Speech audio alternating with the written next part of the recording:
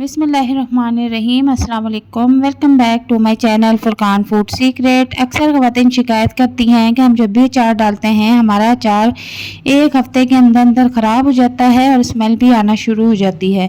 तो आज मैं आपके साथ बहुत ही एक आसान तरीका शेयर करूँगी। इसकी कुछ टिप्स भी आपके साथ शेयर करूँगी जिससे आपका ये अचार 2 साल भी रखा रहेगा तो कभी भी ख़राब नहीं होगा और बहुत ही ज़बरदस्त खुशबूदार अचार बन के रेडी होगा। तो स्टार्ट करते हैं। बिस्मिल्लाहिर्रहमानिर्रहीम। सबसे पहले यहाँ पर 5 किलो केरियाँ ले लेंगे जिसे अम्बियाँ भी कहा जाता है। इनको अपनी पसंद के मुताबिक कटिंग कर लें और इनको अच्छी तरह से वॉश कर लें। वॉश करने के बाद इनको किसी कपड़े से खुश्क कर लें या खुद खुश्क होने दें। इसके बाद हम इसमें नमक डाल देंगे। नमक का मैंने एक पैकेट इसके अंदर डाल दिया है। नमक आपने अच्छी खासी मिकदार में डालना है। अगर आप अचार में नमक पूरा रखेंगे तो आपका जो अचार है वो कभी भी ख़राब नहीं होगा। दूसरे नंबर पे हमने इसमें आधा पाव जो है हल्दी शामिल कर देनी है। हल्दी भी अचार को ख़राब नहीं होने देती। और इसके बाद आधा पाव ही मैं इसमें सुर्ख मिर्च शामिल कर दूंगी। इस तरह से तीनों चीज़ें हम पहले लगा देंगे और लगाने के बाद इसको अच्छी तरह से मिक्स कर देंगे। अचार के ख़राब होने की वजह ये होती है कि ख़वातीन क्या करती हैं कि सारा मसाला एक ही बार लगा देती हैं और उसके बाद इसको फिर फ़ौरन से तेल डाल के रख देती हैं। जो फिर अम्बियाँ जो केरियाँ हैं वो अपना पानी छोड़ती हैं तो वो पानी जो है ख़राब हो जाता है, बासी हो जाता है, तो स्मेल आना शुरू हो जाती है जिसकी वजह से आपका अचार ख़राब हो जाता है। तो हमने ऐसा नहीं करना। इसको अच्छी तरह से यहाँ पर मिक्स करें। 3 चीज़ें हमने इसमें ऐड की हैं, एक नमक, हल्दी और सुर्ख मिर्च। अब इस पतीले के ऊपर हम इसको रख देंगे। तकरीबन 4 से 5 घंटे के लिए इसको कवर करके रख देंगे। तो मिलते हैं 4 से 5 घंटे के बाद। यहाँ पर हम दूसरी साइड पे एक पैन ले लेंगे और उसमें कुछ मसाले जो है वो फ्राई कर लेंगे। तो यहाँ पर मैंने 50 ग्राम साबुत धनिया ले लिया है।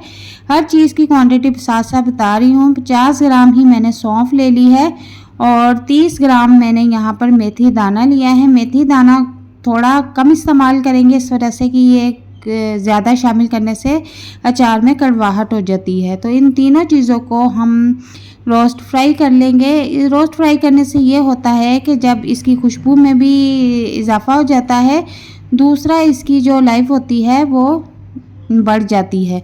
अब यहाँ पर मैंने इसको अच्छी तरह से फ्राई कर लिया है। जब तक से खुशबू आना शुरू हो जाए तब तक से आप इसको फ्राई करें। तो मैंने इसको अच्छी तरह से फ्राई कर लिया है और इसके बाद इसको दरदरा सा कूट लेंगे। अगर आप इसको कूट नहीं सकती तो फिर इस तरह से जूसर मशीन में आप इसको मोटा मोटा ग्राइंड कर लेंगे। यहाँ पर देखें इसकी कंसिस्टेंसी ऐसी होनी चाहिए, बिल्कुल ज़्यादा बारीक पाउडर नहीं बनाना।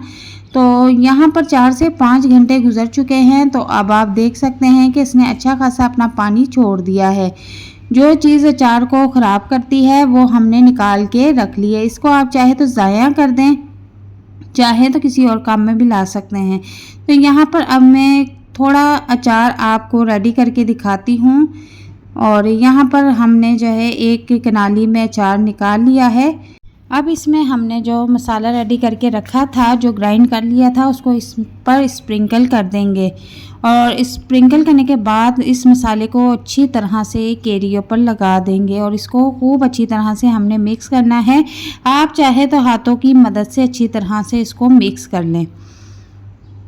और मिक्स करने के बाद अब मैं इसमें कलवंजी ऐड करूँगी। कलवंजी भी मैंने 50 ग्राम ली है, वो मैं इसमें शामिल कर दूँगी और इसको भी मैं अच्छी तरह से मिक्स कर लूँगी। कलवंजी भी अच्छी मिकदार में हमने इसमें शामिल करनी है। कलवंजी की मिकदार अगर आप इसमें ठीक रखेंगे तो आपका अचार फिर भी कभी ख़राब नहीं होगा, चाहे आपका अचार 2 साल तक भी पड़ा रहे। तो अब यहाँ पर देखें कि मैंने एक पैन लिया है और उसमें मैंने तेल को हल्का सा नीम गरम करना है। इसको ज़्यादा हमने गरम नहीं करना, हल्का नीम गरम हमने तेल को करना है। वो इस वजह से कि तेल के अंदर से जो एक अलग सी हीक आती है वो ख़त्म हो जाती है और आपका अचार जल्दी पक के रेडी हो जाता है। तो अगर आप चाहे तो बग़ैर नीम गरम किए हुए तेल ऐसे भी डाल सकते हैं। तो इसको अब हम अच्छी तरह से मिक्स कर लेंगे। अचार को ख़राब करने वाली जो चीज़ें थी वो हमने इसमें से हटा दी हैं और ये अच्छी तरह से हमने तेल में अचार को मिक्स कर लिया है। और अब इसको हम किसी जार में या जिस चीज़ में आप रखना चाहते हैं उसमें आप निकाल के रख लें। तो ये 2 साल भी रखा रहेगा तो ये कभी भी ख़राब नहीं होगा। बस आपने काम करना है कि इस अचार को आपने रोज़ाना हिलाना है, ऊपर नीचे इसको ज़रूर करना है चम्मच की मदद से, ताकि आपका अचार जो है एक बराबर होकर पकता रहे। और इसके बाद आपने नमक भी यहाँ पर टेस्ट कर लेना है।